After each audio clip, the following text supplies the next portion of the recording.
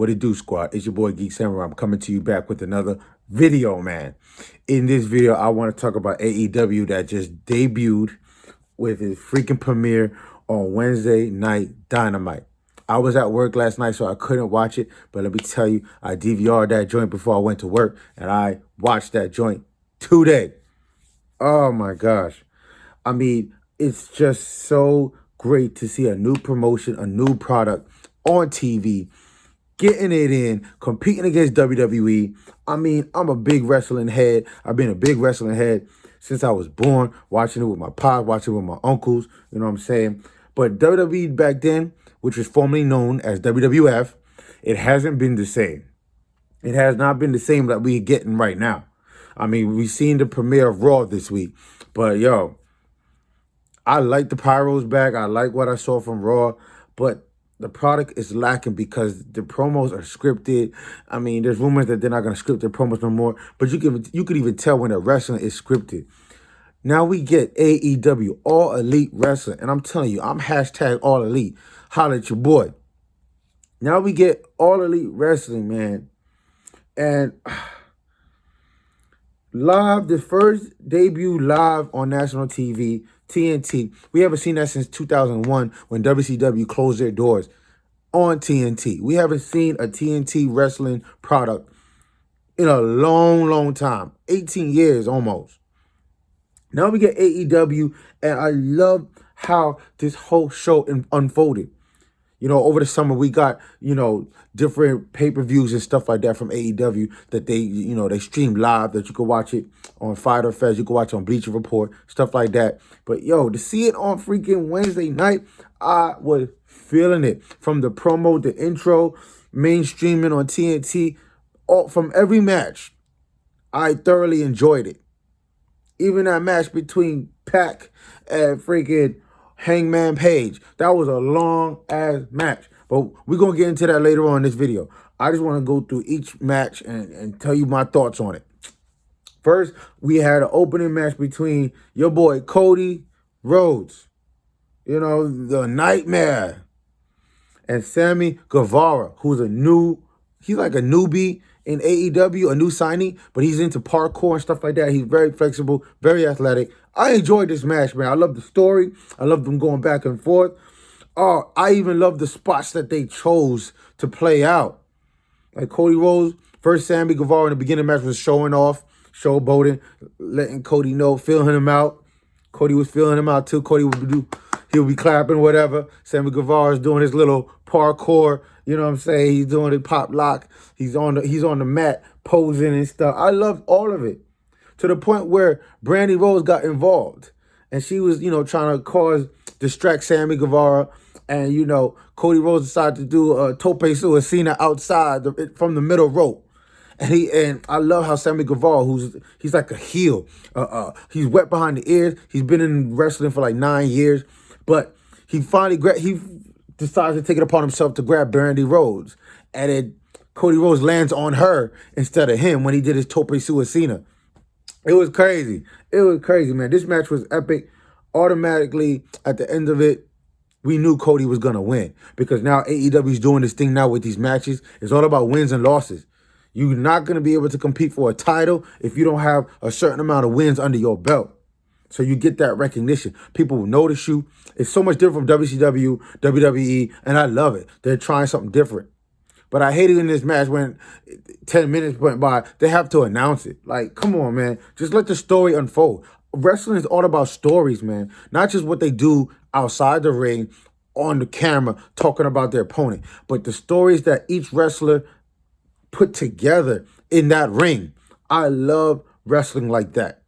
WWE with its stale ass, low ratings. I hate how everything's scripted. Vince McMahon has to control the narrative for everything. This is fresh. Sammy gets to do his thing. Cody gets to do his thing. Cody there one time, he's there freaking doing push-ups, showing freaking Sammy how strong he is. You know what I'm saying? Flexing on him. Like, ha! Love this man. I'm glad Cody won because next month, November 9th, he's going against Chris Jericho. Mr. Evil himself, the Painmaker. He's going against Judas freaking Elbow's ass. He's going against him for the AEW heavyweight title. So we want Cody to win because over the summer, Cody got a lot of wins. He got a win against his brother. I mean, he lost in a tag match with his brother. But for majority, Cody was winning a lot of matches. So the wins and losses matters in this product. And I love how it's unfolding.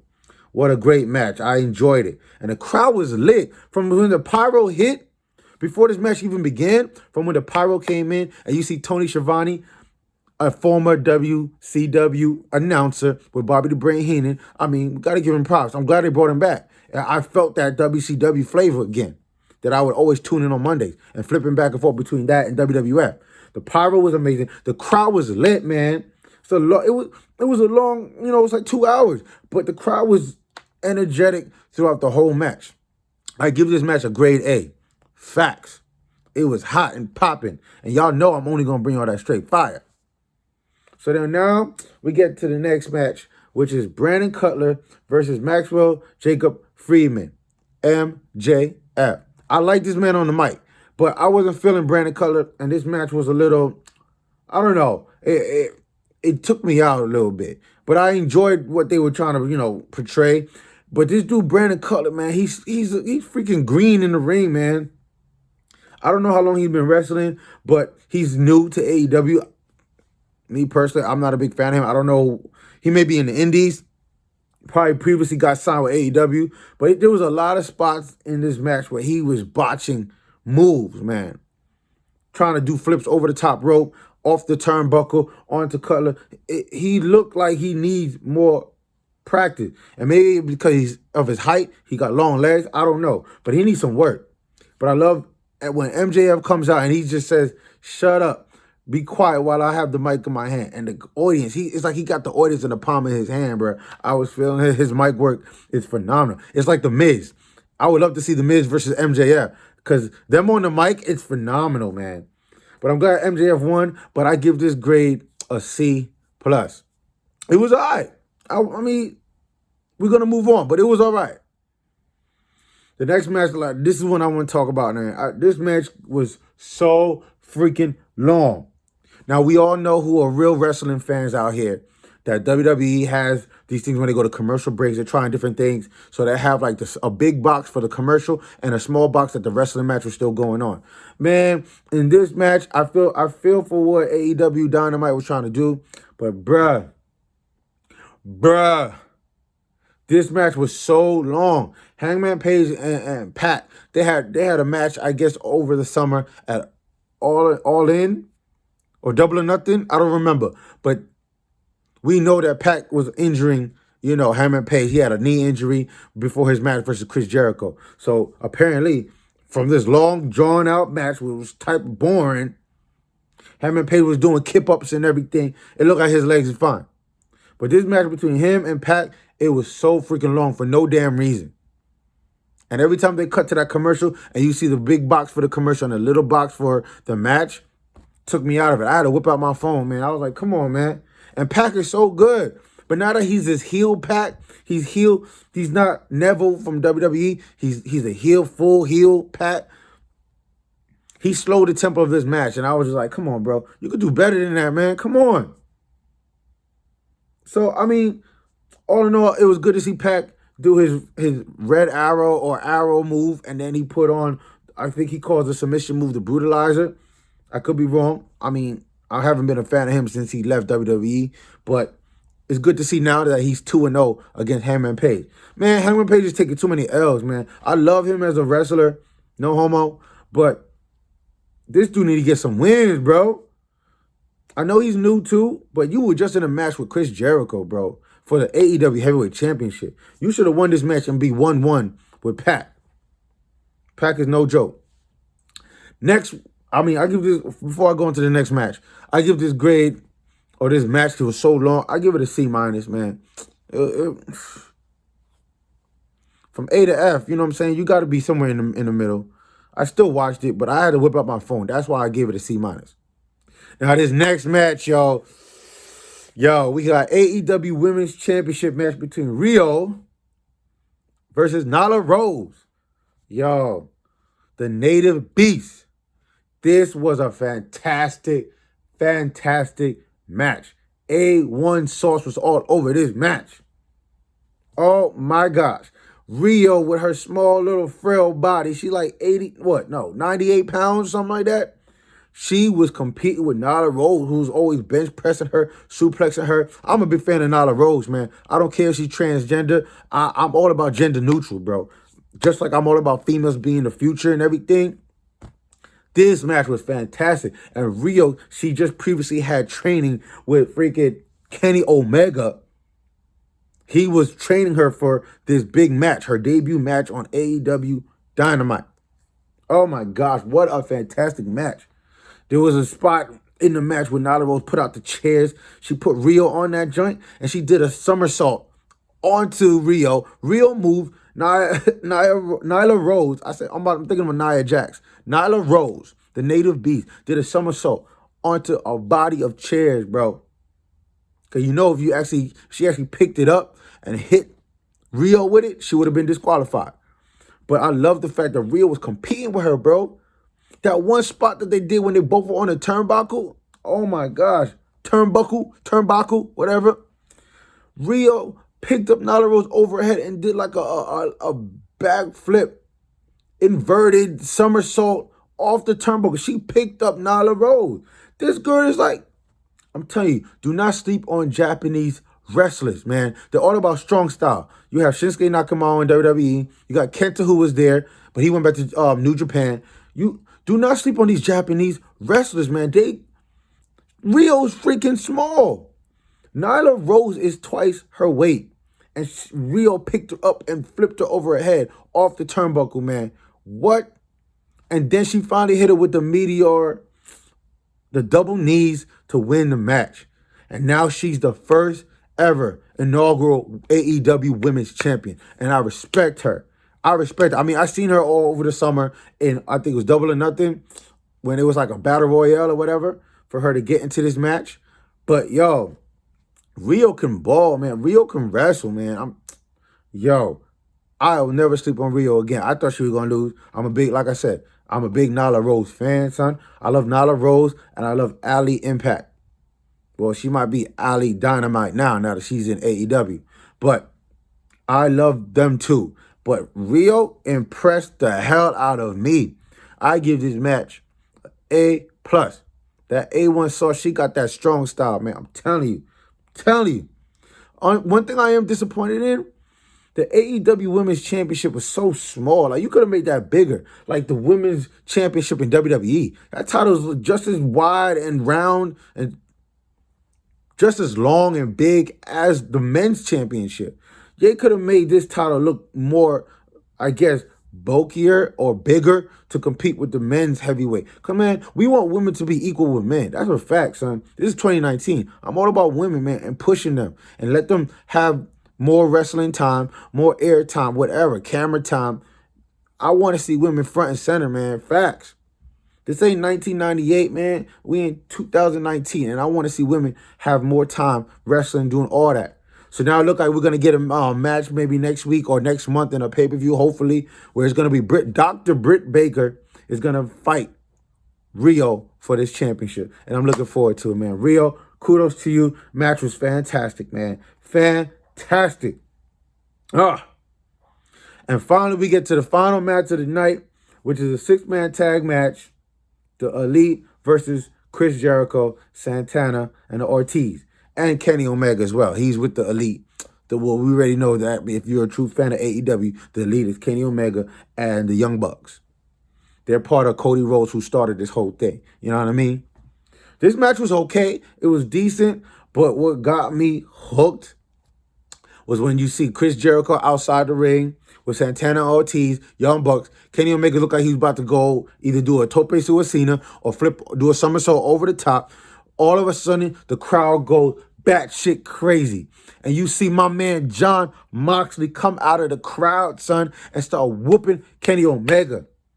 Now, I'm not a big fan of Chris Jericho. I'm not a big fan of Cody Rhodes. So whoever wins that match at Full Gear next month, November 9th, whoever wins that for the title, I don't care. I am a big Jon Moxley fan. When he was in WWE, I'm an old head, you know, I love WCW. When he was in WWE as Dean Ambrose, that was my guy. Him and Roman Reigns. Even when Roman was out with this whole leukemia, I wanted Dean Ambrose to get a super, super push. But Vince McMahon wanted Seth Rollins to be the face of the company and give him the Universal title. That should have been Dean Ambrose. And Dean Ambrose should have been healed. So now I'm glad that he is now in AEW on live TV, AEW Dynamite on Wednesday nights as Jon Moxley. Hashtag Jon Moxley is AEW. And that is my favorite wrestler today. And I want him to eventually have a title match for that championship, man. That belt will be sweet around his waist, man. I'm going for this dude to be the face of AEW. It could be Cody Rhodes. It could be a mixture of people. There's just so much talent. So much talent. But Jon Moxley, I want him to get that gold, bro. I'm telling you right now. He's going to face Kenny Omega at Full Gear. But I want him to beat Kenny Omega, which I know he will. I'm predicting that right now. And I want him to get that 1-0 spoiler for his first match. So I want him to go and face whoever between either Cody Rhodes or Chris Jericho for that AEW title probably in December after Full Gear. But this was crazy because they started fighting into the crowd. Excuse me, I'm probably coming down with something. They started fighting in the crowd, throwing suitcases, throwing trash cans. They went into the back. It felt like WCW, WWE with the cinematography capturing every moment of them wrestling. You see Jon Moxley slamming Kenny Omega's head at least multiple times, maybe 3-4 times into the door. Then he finally gets into the back where there's a table, a glass table.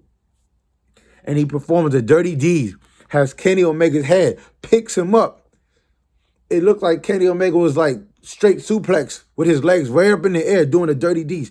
Through the glass table, man. Everybody was like, holy shit, holy shit, holy shit. Bruh, what? This feud is just going to expand. Maybe next week we're going to see them go at it even more. Or they might cut a promo and then they fight again. I was so freaking like involved seeing that, man. Then Jon Moxley speaking to the camera and he's speaking crazy. He hear voices in his head like Randy Orton. I don't know. All of a sudden, man, we go back into the ring where the match is still going between Santana and Ortiz and the Young Bucks. But then we see a whole chaos come out. Cody Rhodes started attacking Chris Jericho because Chris Jericho finally re-enters the ring. I guess the match ends in a disqualification. We see Chris Jericho and them going at it. We see Cody Rhodes and them going at it. Then here comes his brother, Dustin, the natural, start coming to fight and help out his brother. Because we finally see Sammy come out. Sammy comes out and attacks Cody, so then the natural comes out. And then all of a sudden the crowd pops even more. Because now we get freaking, what's his name? We the People. He was in WWE. I totally forgot his name. I'm botching it right now. I'm going to tell y'all in a quick second. Oh, what is his freaking name? He comes out and debuts in AEW. I'm going to tell y'all his name in a minute because, yo, I forgot that he was going to be debuting in freaking AEW. I totally forgot because he was in MMA and I think he was undefeated in MMA. It was so crazy to see this man come out and he just went ham. He took up Dustin. I guess Santana Ortiz set up like a little chair or a table in the ring. He took up Dustin, the natural, and he put him right through that little chair table setup. It was crazy. I'm trying to find his name. Well, his name was Jack Swagger. Now his name is Jack or Jake Hager or something like that. We the People. Jack Swagger. That's whose debut. I was shocked to see this man. He looks so different. He's about 6'5", 260. This guy looked good. And if he was undefeated in MMA, kudos to him, bro. This was fantastic, yo. So freaking fantastic. What a way to end a 2-hour show, man. Between the commercials and stuff, it was 2 hours. But, yo, I am so on board for AEW. It's fresh, it's new, and exciting. And I'm telling you, man, they are going to be blowing WWE out the water. I don't even know if NXT can compete with this product right here. Because AEW, they know what they're doing. They have their core wrestlers who want to be there and put on great shows. They know what they're doing, bro. So I give this final match of the night a solid A. You know what I'm saying? maybe an A minus, but it was an A for me because I love that Jon Moxley came out, because we all know he got injured because him and Kenny Omega were supposed to have a match before. But he got injured. I guess he got a staph infection or elbow infection, and he had to go to the hospital, get his elbow checked out or whatever. But I'm just so happy to see this man, Jon Moxley, back, ready to compete in the ring against Kenny Omega. That's going to be a hell of a match. So, all right, squad, I wanted to bring y'all my review, my thoughts on the premiere of AEW Wednesday Night Dynamite. That rhyme bars. Anyway, squad, I'm about to get up out of here. Y'all let me know what y'all think. Leave your comments in the comment section. What y'all think about AEW. If y'all true wrestling fans, I'm going to be bringing these to my channel because I love wrestling. I always have. I've never stopped watching it, and I always will continue. So I'm going to be doing these hopefully every week. Wednesdays, I'll be tuning in. I'm still going to be watching WWE, but I'll probably do like maybe the pay-per-views. I'm not going to really be doing week by week Raw review, SmackDown review. I might do this SmackDown's video because The Rock is returning. Stone Cold is going to be for the 20th anniversary of SmackDown. And I'm a big Rock fan. That's the greatest of all time. The great one is coming back. He confirmed it on the gram, on Instagram, that is. So, all right, squad, I'm about to get up out of here. Y'all already know what to do. Hit that post notification bell so y'all can get my content when I upload these videos. Like, subscribe, and share Geek Samurai. But until next time, I'm going to see you in another video. Peace.